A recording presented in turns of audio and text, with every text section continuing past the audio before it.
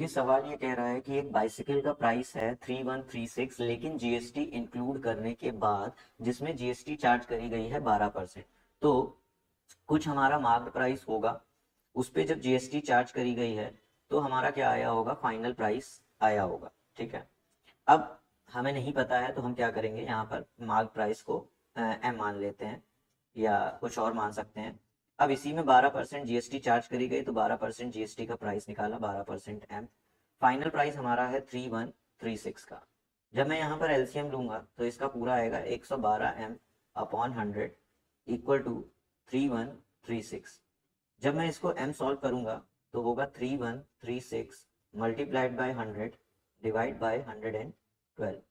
इसको कैंसिल करेंगे तो 2 आएगा, फिर 224 यानी कि 6 आ रहा है लास्ट में, तो 6 आ रहा है तो ये 8 होगा।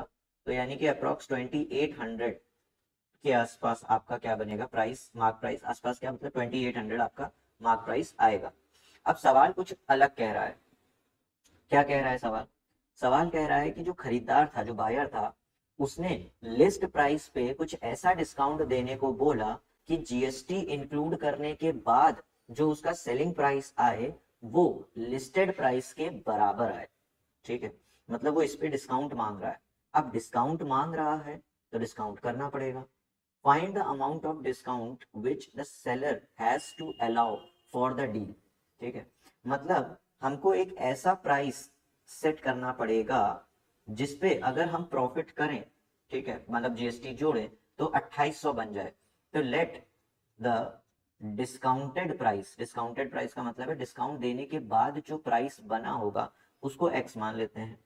अब एक्स में अगर मैं 12% जीएसटी जोड़ दूं, 12% ऑफ एक्स जोड़ दूं तो प्राइस बन जाए 2800। ऐसा सीन चाहिए मुझे। अब इसका एलसीएम लेंगे तो फिर से 112 एक्स अपॉन 100 जो होगा वो किसके बराबर आ जाएगा, 2800 के बराबर आ जाएगा। तो एक्स बराबर क्या आ जाएगा, 2800 मल्टीप्लाइड बाय 100 अपॉन 112। इसको जब सॉल्व करेंगे तो 2 बार में 224, 6 6 और 50 56 560, तो 5 5 दूनी 10 1, हाँ, तो ये आ जाएगा अप्रॉक्स रुपीज 2500। ये 2500 रुपीज आपका प्राइस आएगा। तो आपने कितने का डिस्काउंट दिया, यानी कि अगर हम देखें तो डिस्काउंट जो दिया गया है वो रुपीज 300 का दिया गया है। ऑलमोस्ट पहले वाले के ही जैसा क्वेश्चन था, बट थोड़ा सा एक स्टेप क्या आ गया था, फर्दर आ गया था। आई होप सो ये भी क्लियर होगा। चलिए बढ़ते हैं अपने नेक्स्ट क्वेश्चन की ओर।